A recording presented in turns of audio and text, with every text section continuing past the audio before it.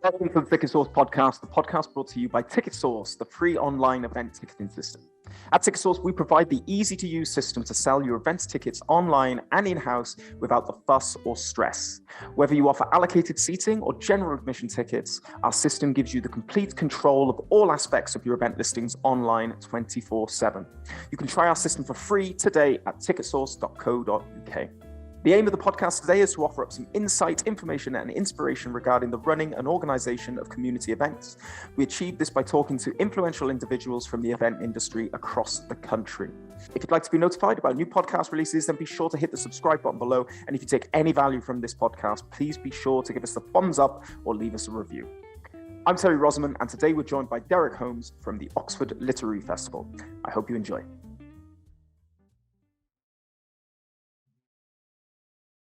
Okay, we're off. So, Derek, thank you for joining us on the first ever TicketSource podcast. No pressure at all now. But to start, could you explain who you are, where you're from, and what you and your event do? Okay, yeah, I'm Derek Holmes. I'm basically a self-employed writer-editor, but I'm based in Oxfordshire, and one of my biggest clients is Oxford Literary Festival, which probably takes up half my year in terms of work. Oxford Literary Festival is a big annual festival, runs usually over 10 days, the end of March, beginning of April. And essentially it's 300 events over 10 days where we get some of the, leading writers, authors, historians, scientists, fiction writers, politicians, a huge range of sort of thinkers and writers together, and we put them in rooms basically, and put on a big festival every year. My main role in supporting the festival is to I get involved at a very early stage in terms of ensuring all the 300 events, we need content for every single event. So I'm putting the content together, getting it on the website, ensuring it's properly promoted. And also one of my big roles is to be the festival's box office manager. So my job is to make sure all the events get into the TicketSource box office, and that I liaise with TicketSource and with our customers over any box office issues and ticketing issues. It sounds like a huge event.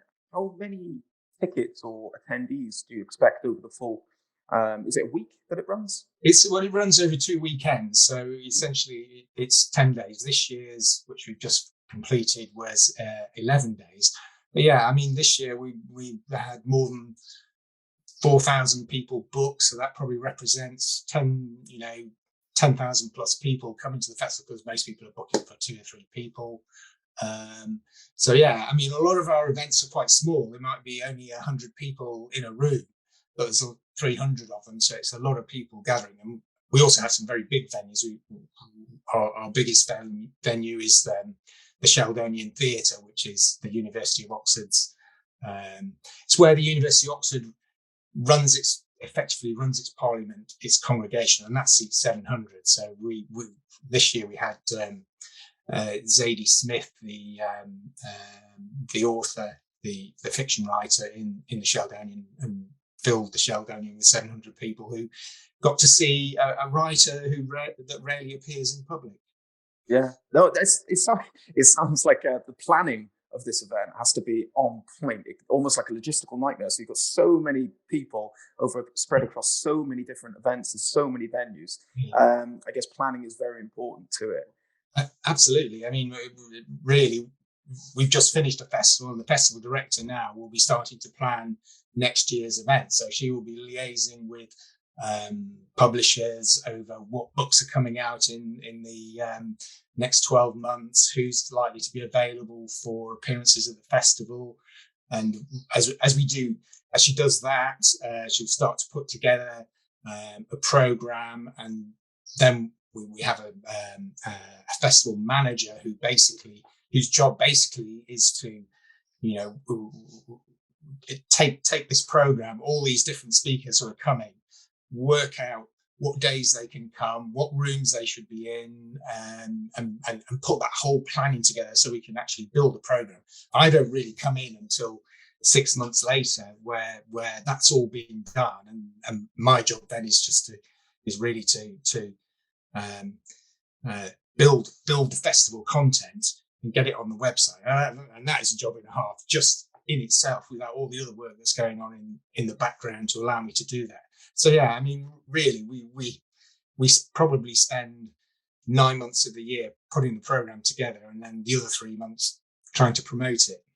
And a little 3 month off, or not? It's well, for me, yeah, I'll probably come in and start work on the festival early autumn, late summer, so September time. But a lot of work has obviously already gone in before then to work out who the speakers are and what we're going to talk about and that sort of thing. Do you know the history of the event? How long has it been running for? Do you know? I do, actually. This year was our 25th anniversary festival. The festival was started a little over 25 years ago, because we obviously had a hiatus from the pandemic, and it started by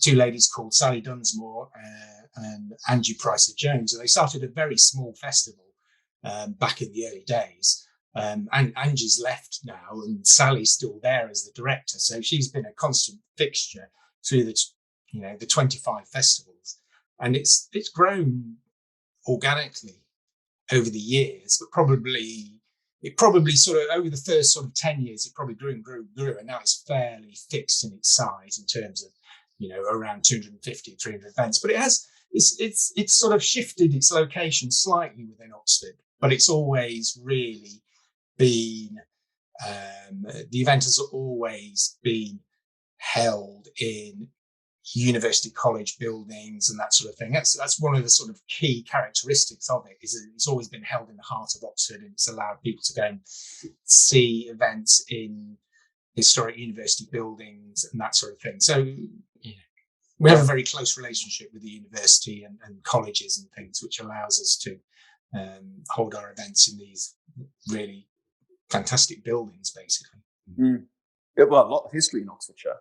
And how do you come up with the itinerary each year then? Is it something where you have a target market that you want to hit, and you think of, right, who would appeal to that market, or are you looking at the authors first and then targeting the market after? Yeah, I mean, the program really is put together. The directors talking to publishers, really, and the sorts of people that are available to speak at the festival are people basically who've got books out. I mean, that's essentially what the literary festival is doing. It's giving a platform to people who write books and have books available currently. If you put a speaker on who wrote a book 20 years ago and hasn't written anything since, nobody would come, basically. So you're basically looking for books that are current, but also you're also looking for things that resonate in the current climate. I mean, for example, this year we had an event with a writer from the FT called Gideon Rackman, and his book was about strongmen.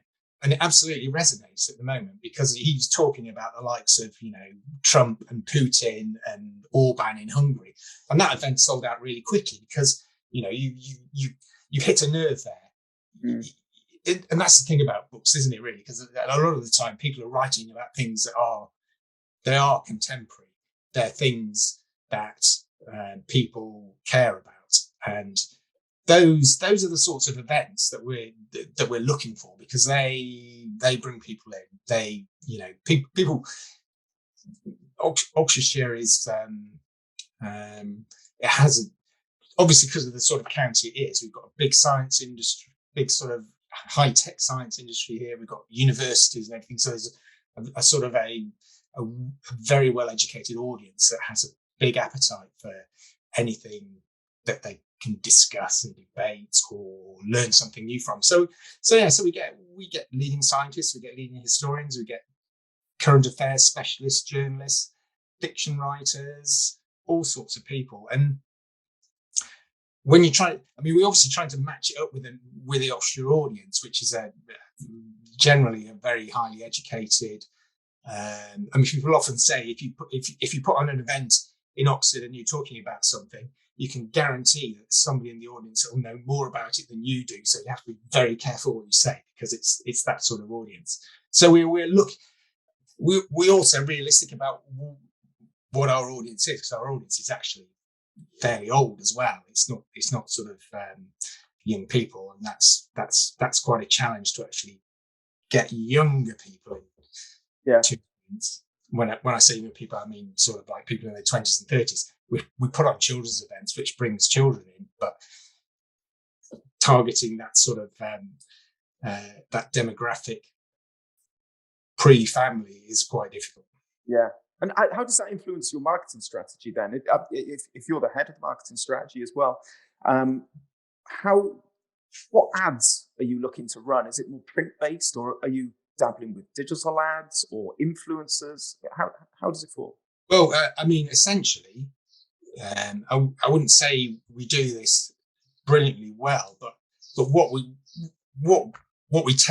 do well is we reach our core market, and basically by that I mean we have a database of people who've been to the festival over the years, and we market to them via email, and that is pretty much our number one way of getting the message out about the festival. Number two way, which is really not far behind and possibly is actually better, is actually a print, sort of a what we call it our pocket guide. It's basically, because we've got 300 events, a lot of events, but we managed to get it all down into a pocket guide, which is what size you'd say. I'm trying to remember what my size is here, but it's basically. I'm looking around to see if I can pick one up, but I haven't actually got one here. It's basically about half of that. It's like that. So it's about that size. And right, I think that's called A5. A5, that's the one. Yeah. And we get all of the events now, and we literally send that out to everybody on our postal database, and that does extremely well and is extremely well received, and certainly we see a sustained uptick in our sales when we get that out. Yeah. Outside that, it becomes more difficult, I think, to actually reach people. We do a bit of social media, but to be honest, we're a tiny charity. There's no employees, there's no office or anything like that. It's basically, there's a festival board of trustees, and then 3 or 5 self-employed people who do all the work. And we haven't got a sort of a great resource to sort of do much outside that. Social media, we do a bit of sponsored Facebook advertising. We do Facebook and Twitter. It's very difficult to know how many tickets we sell as a result of that. We don't really know. And my feeling is that because we're not able to put a lot of effort in, we don't get that much out. And to actually get something out, we probably have to put a huge amount of effort into that social media. So that's something we'll be talking about in the future. Otherwise, we have someone who does local press. We've done some digital advertising this year. I'm not quite sure how that worked out. But in a nutshell, we do tend to rely on reaching our core customers, the people who come year after year, and our greatest resource is our email database and our postal database, really. Yeah, well, there's an age-old saying, isn't it? Marketers say, "I know half of my marketing works. I just don't know which half." That's what they say. Well, the thing is, we do know that our email marketing and our postal pocket guide work absolutely brilliantly. We're just not sure what works outside that, and how much resource you should put into it, and whether you're going to get any return for what you put into it, and that sort of thing. That's the real challenge. What email host are you using? How you which platform are you using to send out your We use emails? MailChimp, yeah. MailChimp. And how do you find that?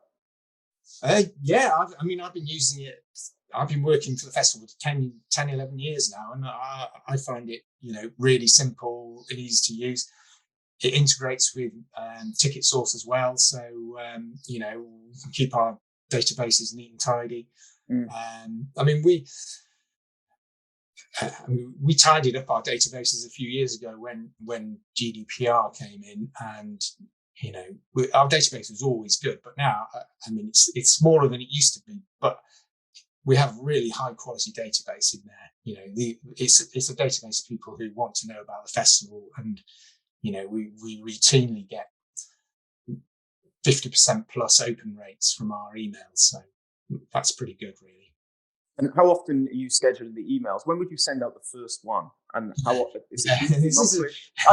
I'm really digging in. I really want to get into this. Well, it is interesting because the festival director would want an email all the time. Send one out. But actually, less is more sometimes. I think with these things, we send one out on the day we launch the festival. And then we'll probably do another one 2 to 3 weeks later. And then in the run to the festival, we might do 4 or 5 more. I find that the first 2 we do have, they have a really good impact. After that, if we've got something to say, something new to say, a new speaker to announce, they have a good impact. If we don't have anything to say, they just fall on deaf ears, I think. And with all these things, I think when you've got a really good database of customers, you overuse it at your peril, I think, because if people keep getting messages that mean nothing for them, they stop opening them. Worst case, they'll jump off your database and you won't have them anymore. We don't really suffer that, but my fear is always, if we haven't got anything to say, why say something and just annoy people? So that's my mantra. If we've got something to say, we say it, and we get it out to as many people as possible. And I will, with our early ones, one of the features in MailChimp is the ability to resend to people who don't open, and I will do that with our early ones. A day or so later, I'll resend to people who don't open them, and we get a little bit more impact from that. But later ones, I won't do that because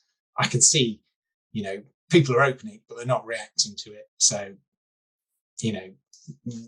calm it down a little bit. Yeah, no, I completely agree. And I think you have a duty of care to your database to not spam them. I think, and as you say, that's when you're going to start, open rates go down and you're going to start seeing unsubscribes. So yes, if you've got something to say, say it. Otherwise. Yeah. Our database is a pot of gold for us. It really is. And we have to, care for it, as you say. We have to look after it. This pocket guide, I'm interested as well. How many of those would you roughly send out? And are you able to give me an indication on price that it would cost an event organizer to do something like that? I don't know what the price is, but we can. I think we've got a postal database of about 14,000, so we can send it out to all 14,000. Or if it depends on budget a lot of the time, or you can just sort of, we know that our customers are concentrated in Oxfordshire and then to a lesser extent in the counties around it. So we can prioritize it in terms of postcode. So we can say, well, actually, let's just send it out to, the Oxfordshire postcodes and the postcodes we've got in the surrounding counties. Or we can say, we'll just send it out to everybody on our database. So we do